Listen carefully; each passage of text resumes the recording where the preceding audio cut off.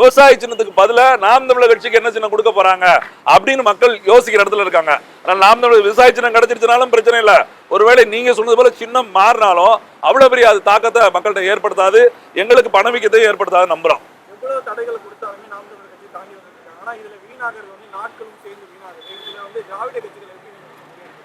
இல்ல திராவிட கட்சிகள் அதைத்தான, திராவிட கட்சி ஆகட்டும் தேசிய கட்சி ஆகட்டும், நம்மளோட வளர்ச்சியை தடுப்பதுக்கு என்ன பண்ண முடியும்னா அவங்க ஆட்சி அதிகாரத்தில் இருக்காங்க. இங்க கூடிய அரசு அமைப்புகள் எல்லாமே அவங்களோட நிர்வாகத்தில் இருக்கு. அவங்க அந்த முயற்சியை பண்ணதான் செய்வாங்க. நம்ம அதை மீறி அந்த வளர்ச்சி எப்படி பெற போறோம் அப்படிங்கிறதா இருக்கு. அது மக்கள் கையில தான் இருக்கு. இந்த தடைகள் இவங்க ஏற்படுத்தக்கூடிய இந்த அச்சுறுத்தல்கள் எல்லாம், இந்த விருதுகள்லாம் புரிஞ்சு மக்கள் எவ்வளவு தூரம் எங்க பக்கத்துல வர போறாங்க அப்படிங்கிறதா இருக்கு. நான் என்ன நினைக்கிறேன்னா, இவங்க செய்யக்கூடிய இந்த விஷயங்கள்லாம் மக்களுக்கு இப்ப சமூக வலைதளங்கள், முன்னாடி எல்லாம் பாத்தீங்கன்னா மெயின்ஸ்ட்ரீம் மீடியா அதுல நாம் தமிழர் கட்சியை பத்தி எல்லாம் பேச மாட்டாங்க, இப்பயும் பேச மாட்டாங்க. இப்ப சமூக வலைதளங்கள்ல நிறைய புதிய தலைமுறை பிள்ளைகள், இன்னும் சொல்ல போனா எங்களை பெற்றவங்க எல்லாம் பார்க்க ஆரம்பிச்சிட்டாங்க. அப்படி பார்க்கறதுனால இவங்க அச்சுறுத்தல் கொடுக்க ஒரு மிகப்பெரிய ஆதரவு தான் எங்களுக்கு வரும் நாங்க நம்புறோம்.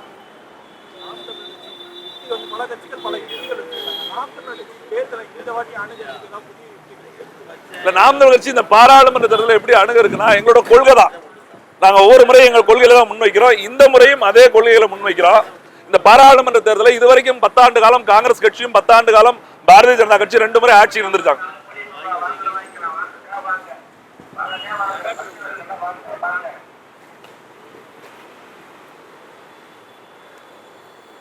இதுவரைக்கும் காங்கிரஸ் கட்சி 10 ஆண்டு காலமும் பாரதிய ஜனதா கட்சி 10 ஆண்டு காலம் சரிசமமா ஆட்சியில் இருந்தாங்க. ஆனா நாட்டோட வளர்ச்சியில என்ன நடந்திருக்கு அப்படின்னு பார்த்தா ஒண்ணுமே இல்லை. இன்னும் சொல்ல போனா மோடி அவர்கள் புதிய இந்தியாவை உருவாக்கக்கூடிய காலகட்டம் வந்துருச்சு அப்படின்னு இப்பதான் சொல்லியிருக்காங்க. அப்ப நாங்க என்ன நினைக்கிறோம், கிட்டத்தட்ட 20 ஆண்டு காலம் ஆட்சியில் இருந்தும் 1% வளர்ச்சி கூட பெற முடியலன்னா இந்த கட்சிகள் இங்கே வெற்றி பெற வேண்டிய அவசியம் என்ன? இல்ல இதுல வெற்றி பெற பாராளுமன்றத்தில் சாதித்தன? அப்ப எங்க மண்ணில் நாம் தமிழர் கட்சி நம்ம மண்ணில் நம்ம வெற்றி பெற்றாதான் இங்க இருக்கக்கூடிய பிரச்சனை. தமிழ்நாட்டில் இந்த 20 ஆண்டு காலத்துல ஒன்றிய அரசால் கொண்டு வரப்பட்ட மக்களுக்கு தேவையற்ற திட்டங்கள், மக்களுக்கு எதிரான திட்டங்களை முன்வைத்து இந்த தேர்தலை ஒரு உத்தியா பயன்படுத்தி நாங்க பரப்புரை தொடங்க இருக்கிறோம்.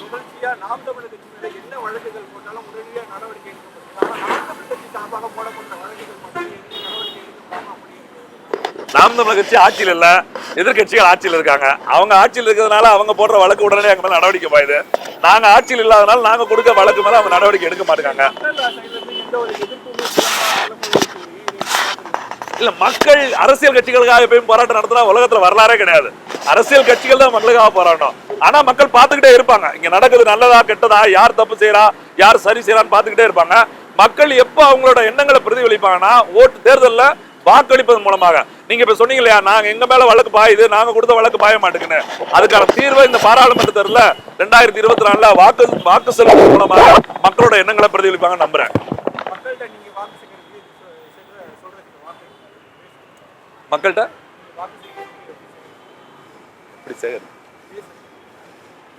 ரீசனா என்ன பேச?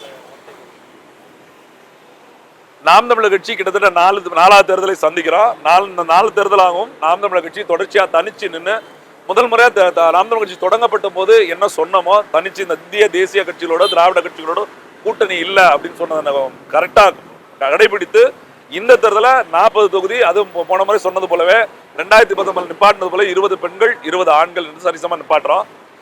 ஒவ்வொரு முறையும் கொள்கைகளை மாற்றாம ஒரே சொன்ன கொள்கை தான், இந்த மண்ணை யார் ஆளணும், இங்க இருக்கக்கூடிய கல்வி, மருத்துவம், இங்க இருக்க குடிநீர் இதெல்லாம் எப்படி கிடைக்கப்படணும், இங்க இருக்க விவசாயங்கள் எப்படி பாதுகாக்கப்படணும், நாட்டின் வளர்ச்சி, தற்சார்பு பொருளாதாரம், இப்படி நாங்க சொன்னதை அப்படியே தொடர்ச்சியா நடைமுறைப்படுத்தி தான் இந்த முறையும் மக்கள் இடத்துல வந்து நிக்கிறோம். அதனால மக்கள் ஒரு முறை தயவு கூர்ந்து யோசி. ஏன்னா பல இடங்களில் நம்ம வாங்க போற பொருட்கள் ஆகட்டும் எதனாலும் ஒரு முறைக்கு பல முறை யோசிக்கக்கூடிய மக்கள் தன்மை கொண்டவங்க.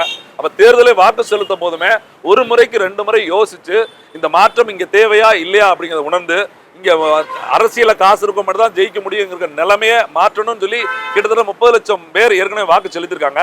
அந்த சிந்தனையை மேலும் அதிகப்படுத்தி இந்த முறை எல்லோரும் நாம் தமிழர் கட்சியின் சின்னத்திற்கு வாக்கு செலுத்தணும்னு நாங்கள் கேட்டுக்கிறோம். நன்றி.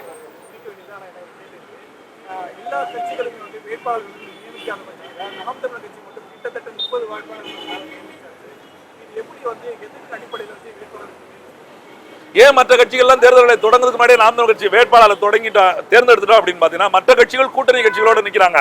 இன்னும் கூட்டணி பெற முடியல, எத்தனை பேருக்கு எத்தனை சீட்டுன்னு முடியல. அப்புறம் ஒதுக்குனதுக்கு அப்புறம் தான் இதுல என்ன யாரை போடுறது, அவற்றை எவ்வளவு வாங்குறது, கட்சிக்கு எவ்வளவு கொடுப்பேன், நீங்க எவ்வளவு செலவழிப்பேன் இப்படின்னு பேரம் பேசுகிற வேலையெல்லாம் நாம் தமிழர் கட்சி கிடையாது. இங்க வேலை பார்த்தாலே யாரை போடுறது, இன்னும் சொல்ல போனா ஒரு பிரதிநிதித்துவம் கொடுக்கணும். அது மட்டும் தான் எங்களுக்கு சிக்கல். அதுலயும் கூடுதலா 20 பெண்கள் 20 ஆண்கள் இது எல்லாமே நாங்க ஏற்கனவே கொள்கையா வச்சிருக்கிறதுனால சீமான மனசுக்குள்ள இயல்பாவே இவங்களெல்லாம் நிப்பாட்டலாம் அப்படிங்கிற ஒரு சிந்தனை இருந்ததுனால ரொம்ப விரைவா தேர்தல் அறிவிக்க மாட்டே வேட்பாளர் தேர்ந்தெடுக்கணும். 2-3 தொகுதிக்கு தான் வேட்பாளர் தேர்ந்தெடுக்க வேண்டியிருக்கு. தேர்தல் அறிவிச்ச மறுநாள் ஒட்டுமொத்த வேட்பாளர் அண்ணன் மொத்தமா அறிவிச்சிருவாங்க. இது மற்ற கட்சிகளுக்கு வேணா ரொம்ப பின்னடைவா இருக்கலாம் ஒழிய நாம் தமிழர் கட்சி இந்த கூட்டணி பேரத்துல இருந்து விலகி நிக்கிறதுனால இது ரொம்ப எளிதா இருக்குன்னு நம்புறோம். நன்றி. பசிக்குது தலைவா சொல்லிட்டேன். இது மாறிடுச்சுன்னா அவர்தான் விட மாட்டாங்க.